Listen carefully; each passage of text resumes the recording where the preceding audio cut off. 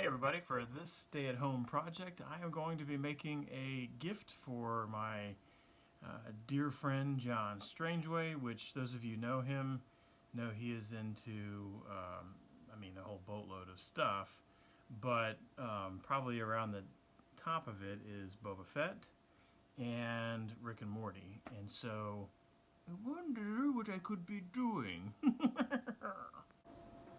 I am going to take this Rick Sanchez doll. His action figure is about, maybe like 7 inches tall.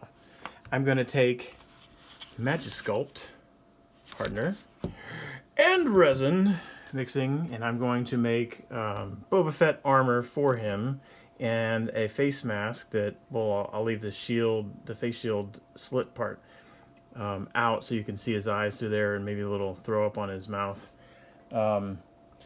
And then give it all a good paint job, and then you will have, at the end of it, you will have Boba Fett and Rick and Morty combined to make BobaRick. BobaRick, Morty, BobaRick! So the first thing I'm going to do is I'm going to take some sandpaper and I'm going to sand down some of the areas where the Magisculpt is going to be adhering to his body. So I want to make sure that I got as good a surface for it to bond as possible. As with all projects, I highly recommend an attractive assistant. She's not too thrilled. Anyway, what I did is I sanded his shirt because this lab coat comes up like this. I think what I'm going to do is I'm going to put the chest armor on the chest underneath, and then I'm going to put the shoulder or elbow armor on. I sanded his hands so that I could paint them to look like the gloves, and his legs, the knee areas where I'm going to put the knee pads.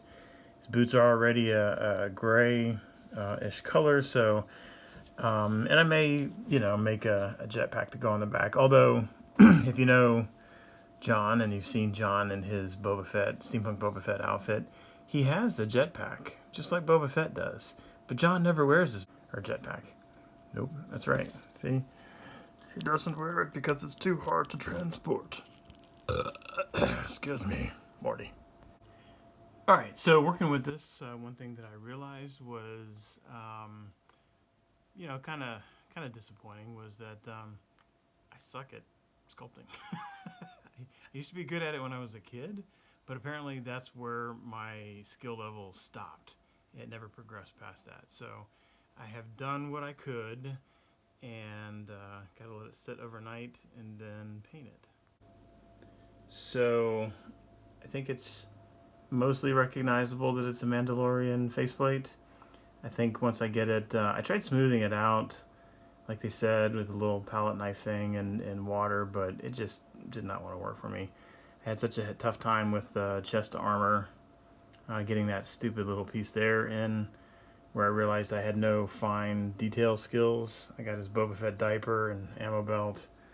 I kind of took the portal gun and, tried to make it look like his pistol. Of course, his bracers, his cape over the I was going to use his lab coat as the cape, but then I realized everybody makes such a big deal about the cape being, half-sided, so I added that. And his kneecaps, and then I added those for so when I paint it all, it'll look like the same color. Those will look like the pouches. So we'll see. BobaRick is not looking as awesome as I thought he would, but we'll see once he gets painted how he looks. John, you may have to tell people that, a sickly, 10-year-old nephew made this for you, but or a distant relative child.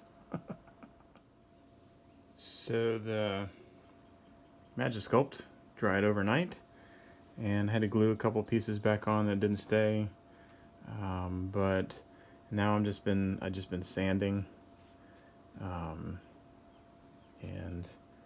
have a lot of sanding to do to make that look good. I may do a test coat of paint just to see what it looks like, and then sand if it doesn't look good. I had to glue the cape back on, but we'll see. So I have most of my base gray coat down, and added a little bit of shading around the things, and as you can see, I'm an absolute novice with the painting. But what I have learned from a really cool group called Painting Happy Little Minis on Facebook. It's a really cool Facebook group that just has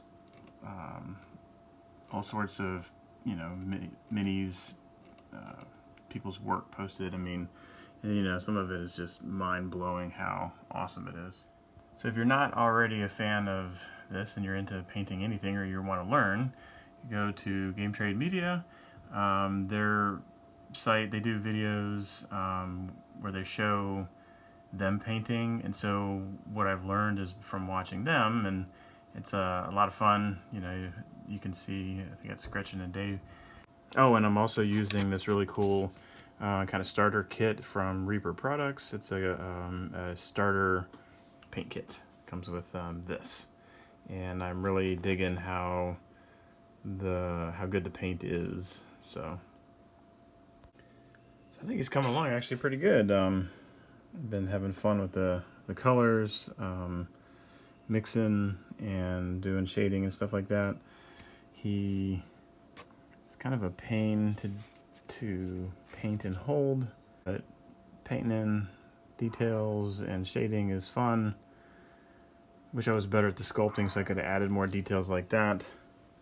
But all in all, this is a pretty good paint kit. And I took my portal gun and I'm trying to make that look like something other than crap.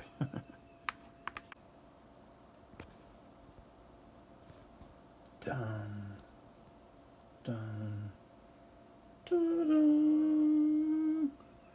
BobaRick, Morty! BobaRick! I don't know how guys and gals who paint the little figurines do it. Hats off to you. I've got a 5-inch tall figure here and I'm sucking. He's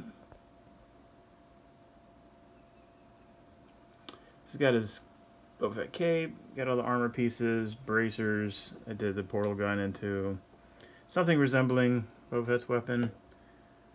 I like his, the fact that I got the helmet, but I can, you know, I left the visor out so you could see his eyes, because the, you know, bug eyes.